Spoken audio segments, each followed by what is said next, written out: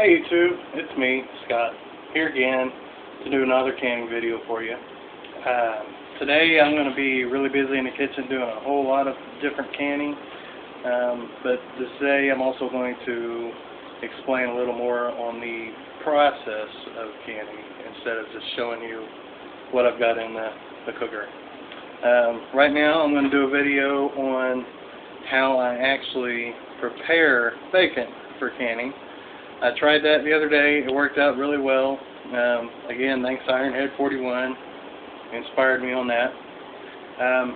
So here I'm going to show you how I actually put these in the jars and prepare them, and then I'm going to can them later. And I'm also going to be canning a whole turkey today, a whole rooster today.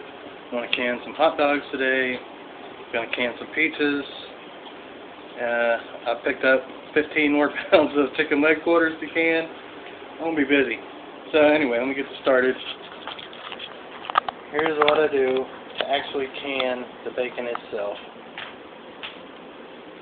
Start off with parchment paper. Try to get the non-wax stuff because you are going to be cooking in it. 1 pound of bacon, or about a dozen slices. It works out just right. So I start with this side, right over to the edge, lay them out, strip end to end here.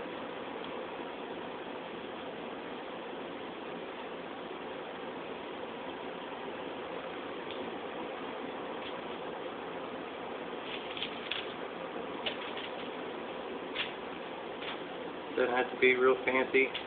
There's nothing to it. I'm just laying bacon out. But it's really neat. I've had a lot of people ask me when I've been telling them that I canned bacon, they ask me why.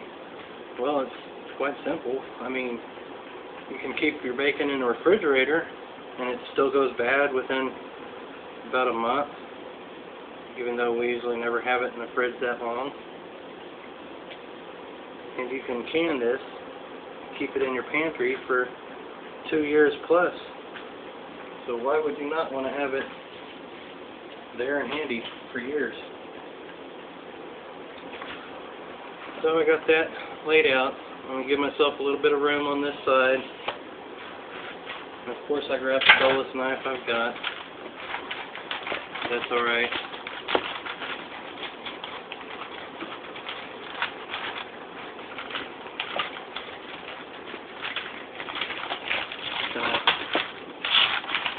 A lot extra here. It's fine if it's not even. It's just going to hold the bacon in.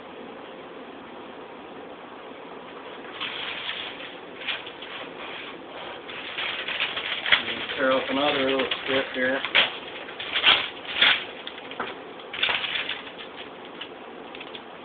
To go over the bacon like so. And that's still not quite enough, so I'm going to tear off even a little bit more. Again, it doesn't have to be pretty. It's functional.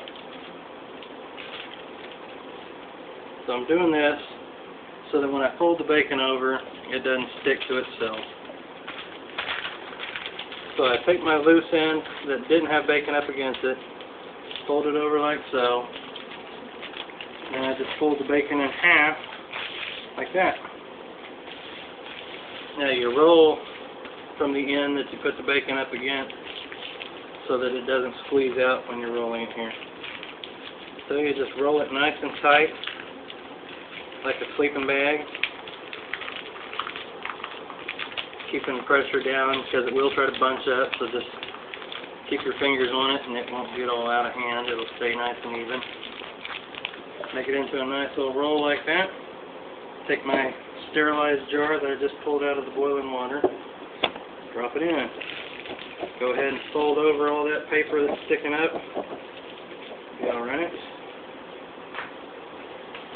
Take me a paper towel, just moisten a little bit, wipe the rim so that there's nothing on it, even though I know nothing touched it. Still, you got to do that every time. There it is. There's my hot boiling water on the jars. Well, it's not quite boiling on these lids because you don't want to ruin them, not be able to seal. Just hot water on the stove works. Put that on there, snug it down finger tight. It's ready to can. So there's 1 pound of bacon in the jar, ready to can. Now, whenever I'm going to process these, I'll put them in my pressure canner, and at my elevation, it's just 10 pounds of pressure is all we need. So I'll cook it at 10 pounds pressure for 90 minutes and pull it out, and it'll wind up looking just like these. This is one that I did earlier in the week, I guess the middle of last week, but see, it comes out, the grease comes out on the bottom, and it's good for years. Alright, so that's how I actually process it. I won't show another video on cooking it because I've already done one. But I will put later videos on today of all the stuff that I'm doing different. Well, there it is. Alright, have fun, y'all.